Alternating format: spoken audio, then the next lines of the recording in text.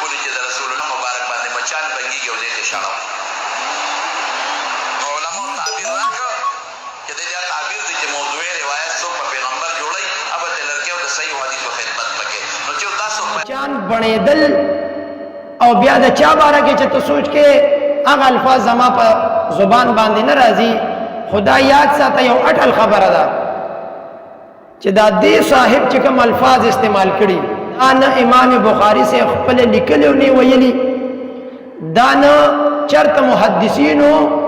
د امام بخاری علیه رحمت متعلق داسې الفاظ لیکلي دي چې دا غي دا معنا راځي چې په حضور مبارک باندې نعوذ بالله مچان بڼېدو بنګېدو. دا چرته په کتابونو کې نشته، یا خدا صاحب په خپل په دې کتاب نه پوهیږي او یا د دې خپل مفتی صاحب باره کې دې مکمل لولون او کون شوی دی چې خلق د دې مفتی صاحب نه ووړي ځکه دې داسې الفاظ استعمالي او داسې انداز کې بیانوي.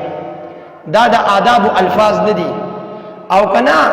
هر یو خوب بیانول د عوام وړاندې هغه پکار او ضروری دي. نو تاسو د علماء دیوبند په کتابونو کې خو ډېر زیات داسې خوبونه دي هغه ولې نه بیانوي. مثال په تور هغه کې خو علماء دیوبند په کتابونو کې داسې خوبونه شته. رساله الامداد د اشرف علي تانوی یو کتاب دی 35 نمبر صفحه باندې یو خوب بیان کړي چې د اشرف علي تانوی صاحب یو مریدو هغه خوب کې ځان سره لا اله الا الله محمد رسول الله وی خو په خپل باندې د محمد رسول الله په ځای باندې اشرف علي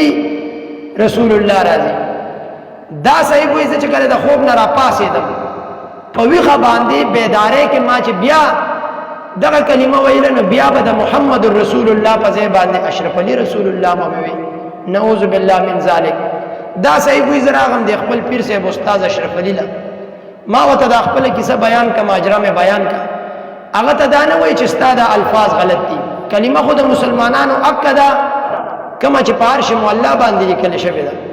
دی ورته وی تا ته په دې کې تسلی ده دا ته چې لا اله الا الله اشرف علي رسول الله وی په دې کې تا ته تسلی ده ځکه چې زه متبع سنت یم. نو زه دې علماو ته وایم چې څوک د په تایید کې بیان کوي ته دا واقع خپل عوامو ته ولې نه بیانې، ته دا خوب خپل عوامو ته ولې نه بیانې چې تاسو دا وایي لا اله الا الله اشرف علي رسول الله چې په دې کې تاسو له تسلی د زکه زمونږ کابرین متبعین د سنتو دا خو تاسو بیان نه کا کزی بیانوم خلک وي ته د علماء دیوبند بی ادبی او بی عزتی کې دا خوبونه تاسو ولې نه بیانوي چې تاسو د حضور مبارک شان کې داسې نازیبه الفاظ استعمالوي. دغه شان تذکرۃ الرشید یو کتاب دی پاغه کې د مولانا رشید احمد گنگوہی متعلق لیکي چې د خوب لیدو چې مولانا رشید احمد گنگوہی صاحب خوب لیدو او په خوب کې د قاسم نانوتی صاحب سره نکاح وکا او په دغه خوب کې د دې قاسم نانوتی نه د رشید احمد گنگوہی هغه فائدہ واغشتا کومه فائدہ چې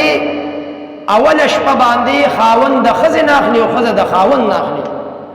اوس دا خوب تاسو خپل عوامو ته جمعي بیانونه کې ولنه بیانوي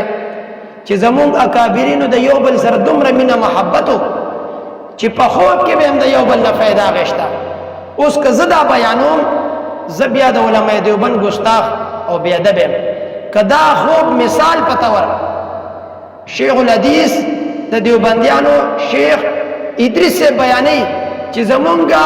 اکابرینو د یو بل نه په خوب کې هم فائدہ غشته ده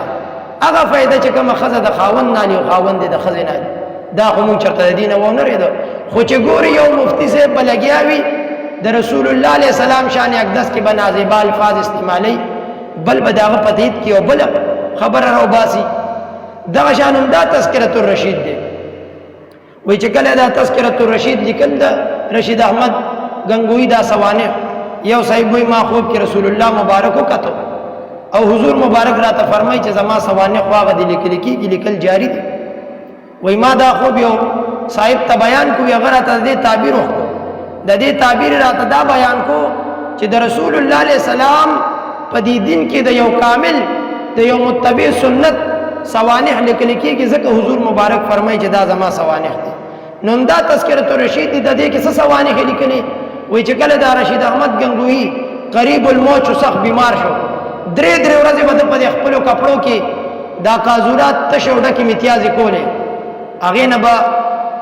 بدبوی نه تله هغې نه به د سندلو بوی تلو او ده به چې کله کازورات او دا ګندګي په دې خپلو کپړو جامو کې وکړه نو خلکو به په طور تبرک هغه کپړې کورونو ته وړی نو دا د حضور مبارک سوانح دي چې تاسو خپل کتابونو کې دا خوبونه لیکلي چې دا د حضور مبارک سوانح دي او په هغې کې بیا د کازوراتو خبرې کوي دا خوبونه خو تاسو چېرته عوامو ته بیان نه کړه نن یې که زه بیانوم هر سړی به وایي ته د شیخ ادریس نه ښه پوهېږي نن که زه چېرته دا بیانوم هر یو کس به وایي چې ته د شیخ ادریس صاحب نه ښه پوهېږي خو لوی عالم دی او ته خو دونه عالم نه نو موږ خو چېرته دا خبرې د شیخ ادریس صاحب نه ونه ریدې چې هغه د خپلو اکابرینو باره کې هم داسې خوبونه بیانوي دغه شان ملفوظات الیاس یو کتاب دی هغې کې لیکلي دي وایي د مولانا الیاس متعلق دی وایي ما ته خوب کې القا وشوه چې ته د انبیاو په مثل نو دا خو چېرته تاسو بیان نه کړه چې زمونږ د اکابرینو ته خوب کې ویلي شوي چې تاسو د انبیاو په شان یې په څه کې د انبیاو په شان یې داسې قسمه خوبونه د عوامو مخې ته که م راوړو نو د خپلو اکابرین دیوبند نه به د دې ټولو مؤمنانو مسلمانانو زړونه تور شوي چې دا خو څه بېادبه غونته خلک داسې خوبونه څوک په کتابونو کې لیکي اوس چې دا لیکلي ولې دي د دې ما ته پته نشته رب ذوالجلال